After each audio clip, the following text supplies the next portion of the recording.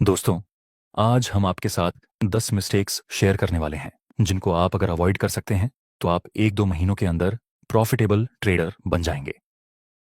Mistake number 1, emotional trading. देखिए दोस्तों, हम सब दो तरह से डिसीजन लेते हैं। पहले टाइप में हम लॉजिकल सोच का यूज करते हैं डिसीजन लेने में। दूसरे टाइप में हम इमोशनल होकर डिसीजन लेते हैं। कोई इंसान सिर्फ लॉजिक का यूज करके डिसीजन लेता है, कोई इंसान इमोशन का यूज करता है, कोई दोनों का यूज करता है। इसको मैं एक एग्जाम्पल से समझाता हूं। एक बिजनेसमैन है, वह सिर्फ अपने लॉजिक का यूज करता है। वह सिर्फ वही डील करता है जिसमें उसे प्रॉफिट हो। वह सिर्फ उन्हीं लोगों के साथ बात करता है जिससे उसे फायदा हो। वो पूरे दिन वही करता है जिससे कि उसे फायदा हो। उसके दिमाग में सिर्फ प्रॉफिट और लॉस चलता है। एक दूसरा बिजनेसमैन है जो कभी कभी इमोशनल होकर डिसीजन ले लेता है। जैसे कि कोई उसे खुश कर दे तो उसके साथ डील कर लेता है। अगर किसी की बात बुरी लग जाए और गुस्सा आ जाए तो उसके साथ डील नहीं करता। अगर उसका कोई बिजनेस पार्टनर उसके साथ धोखा करे या चीट करे या फिर गद्दारी करे तो वह दुखी हो जाता है। आपको क्या लगता है, कौन सा बिजनेसमैन 5 साल के बाद ज्यादा सक्सेसफुल होगा, पहला वाला या दूसरा वाला? डेफिनेटली पहला वाला, क्योंकि उसने डिसीजन लेने में लॉजिक का यूज किया है, न कि इमोशन का। ऐसे ही ट्रेडिंग में आपका ध्यान होना चाहिए सिर्फ और सिर्फ प्रॉफिट एंड लॉस के ऊपर। अगर आपने इमोशनल होकर ट्रेडिंग की तो फिर आप प्रॉफिटेबल ट्रेडर नहीं बन सकते। आपने लालच में आकर ट्रेड किया, आपका लॉस होगा। ट्रेड लेने से पहले डर गए, लॉस होगा। Revenge trading, over trading, FOMO, ये सब आप इमोशनल होकर करते हैं। इसलिए आज से और अभी से इमोशनल ट्रेडिंग को अवॉइड कर दो, क्योंकि बिजनेस में इमोशंस की कोई जगह नहीं है। रिलेशन में लोग इमोशंस के बेस पर डिसीजन लेते हैं, जैसे लव का इमोशन, केयर का इमोशन, सेफ्टी का इमोशन। लेकिन ट्रेडिंग कोई रिलेशन तो है नहीं, इट्स प्योर बिजनेस। तो बिजनेस में आपको सिर्फ लॉजिकल डिसीजन लेने हैं। आई रिपीट, ट्रेडिंग और बिजनेस में इमोशंस की कोई जगह नहीं है। मिस्टेक नंबर 2, रिस्क मैनेजमेंट के साथ खिलवाड़ करना। अगर आप प्रॉपर रिस्क मैनेजमेंट को फॉलो नहीं करते तो फिर आप कभी भी प्रॉफिटेबल ट्रेडर नहीं बन सकते। आपके ट्रेड में 1 से 2 या 1 से 3 का रिस्क रिवॉर्ड रेशियो मिनिमम होना ही चाहिए। मिस्टेक नंबर 3, टेलीग्राम के टिप्स पर ट्रेडिंग करना। बहुत सारे लोग पैसा देकर टेलीग्राम के ग्रुप में ज्वाइन होते हैं, टिप्स मिलती हैं, उसके ऊपर ट्रेड करते हैं। अगर आप यह गलती करते हैं तो फिर आपको इसे आज ही बंद कर देना चाहिए, क्योंकि टिप्स पर ट्रेड करने में आप दूसरों पर डिपेंड रहते हैं और दूसरों पर डिपेंड रहकर कोई भी कामयाब नहीं बन सकता। आपको अपनी खुद की लड़ाई खुद ही लड़नी है। Mistake number 4, live trading copy करना। आजकल यह ट्रेंड काफी चल रहा है। यूट्यूब में जो इन्फ्लुएंसर लाइव ट्रेडिंग करते हैं, वह जो ट्रेड लेते हैं, लोग उसी के साथ ट्रेड करने लगते हैं। दोस्तों, लाइव ट्रेडिंग सीखने के लिए है, आप इसे कॉपी मत करिए।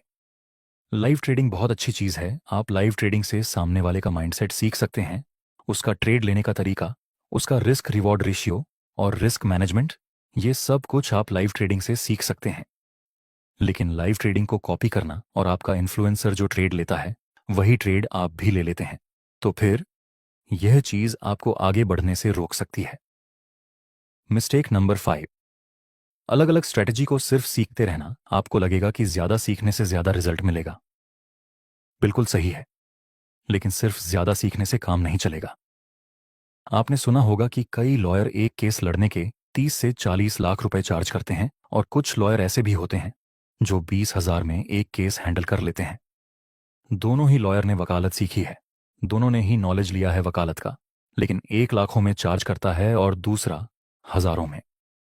दोनों में फर्क प्रैक्टिस का है।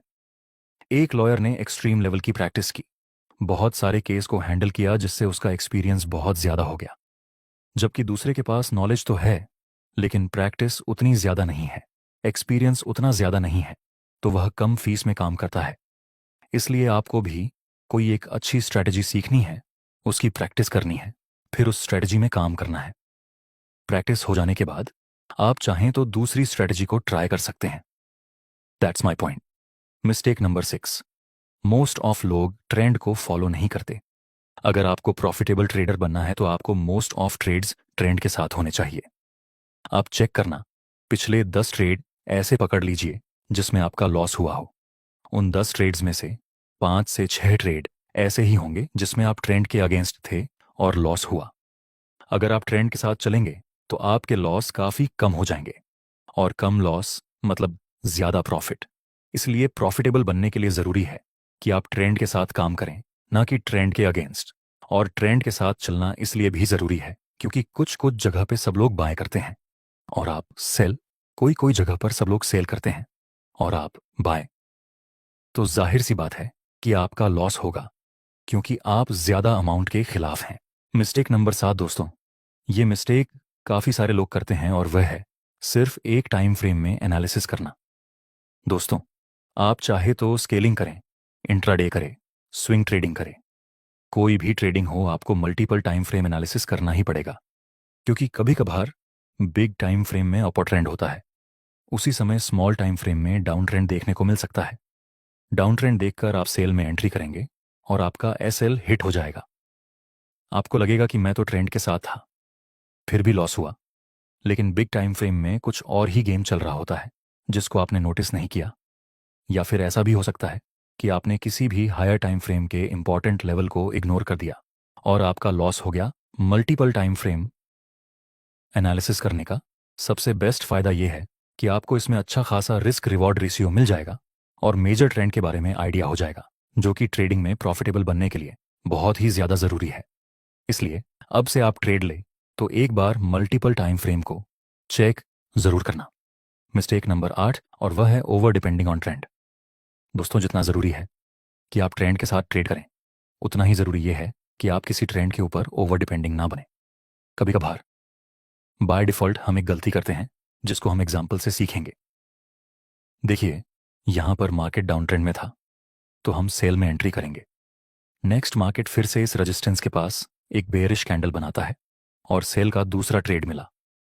नेक्स्ट इसमें भी हमारा टारगेट कंप्लीट हो गया। नेक्स्ट मार्केट फिर से एक बेयरिश कैंडल का सिग्नल देता है।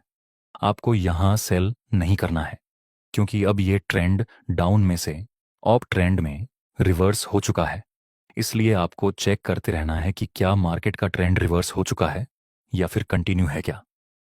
जिस जगह पर मैं ट्रेड में एंट्री करने वाला हूं वह ट्रेंड स्ट्रांग ट्रेंड है या वीक ट्रेंड स्ट्रांग ट्रेंड। और वीक ट्रेंड को आइडेंटिफाई करने के लिए मैं एक टिप्स देता हूं। देखिए, जब मार्केट में इंपल्सिव मूव स्मॉल होने लगे और करेक्टिव मूव बड़े होने लगे, इसका मतलब हो सकता है कि आगे यह ट्रेंड रिवर्स हो जाए और लास्ट में जब रीसेंट स्विंग ब्रेक हो जाए तब आप रिवर्सल ट्रेड में एंट्री कर सकते हैं। Mistake number 9, complete planning for a trade. दोस्तों, ट्रेड लेते समय आपके पास एक प्लान होना चाहिए। अगर प्रॉफिट हुआ तो कहां पर प्रॉफिट बुक करना है, अगर लॉस हुआ तो कहां पर लॉस बुक करना है। ये सब चीजें आपको प्लान करके रखनी है, वह भी ट्रेड लेने से पहले। Mistake number 10, don't trade in a hope. दोस्तों, उम्मीद बहुत ही अच्छी चीज होती है, लेकिन ट्रेडिंग में और बिजनेस में आपको उम्मीद के भरोसे काम नहीं करना है। मेरे कहने का मतलब है कि कुछ लोगों का एसएल हिट हो जाता है, वे लोग फिर भी होल्ड करते हैं इस उम्मीद में कि मार्केट हमारी डायरेक्शन में आएगा। ट्रेडिंग उम्मीद के भरोसे नहीं चलती, इसलिए अगर ट्रेडिंग में आपका लॉस होता है तो लॉस लेकर बाहर निकल जाइए। कोई जरूरत नहीं है उम्मीद रखने की कि मार्केट हमारी डायरेक्शन में आएगा। Just cut a loss and find new trade mistake. Number 11, don't panic. आपको ट्रेडिंग में ज्यादातर पैनिक स्थिति का सामना करना पड़ेगा, लेकिन पैनिक स्थिति तभी आएगी जब आप ज्यादा रिस्क लेंगे। तभी आपको टेंशन होगा, फ्रस्ट्रेशन होगा, सब कुछ होगा। लेकिन अगर आप स्मॉल रिस्क लेते हैं तो फिर टेंशन और फ्रस्ट्रेशन भी गायब हो जाती है।